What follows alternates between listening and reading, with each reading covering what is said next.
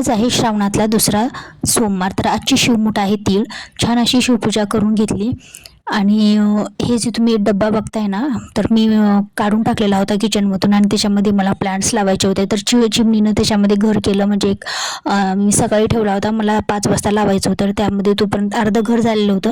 मला जाऊ द्या, आता कशाला काढत बसायचं. मग हा जे प्लांट आहे ना, तो खूप खराब झालेला होता. मग त्याच्यातले जे हेल्दी आहेत ना, ग्रीन ग्रीन कलरचे कटिंग्स मी दुसऱ्या ह्याच्यामध्ये लावलेले आहेत.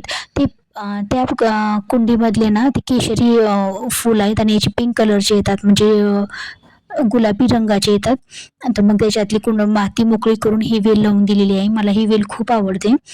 मग 5 वाजलेले होते. मुलांसाठी खाऊ बनवायचा होता, उपमा बनवायचा होता. हे जे तुम्ही डबे बघताय ना, अर्ध्या यूट्यूबरवाल्यांकडे असतील असं मला वाटतंय.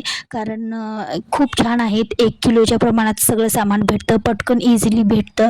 आपल्या दुसऱ्यामध्ये ठेवायची गरज नाही. जर तुम्हाला घ्यायचं असेल ना, तर तुम्ही ते घेऊ शकता.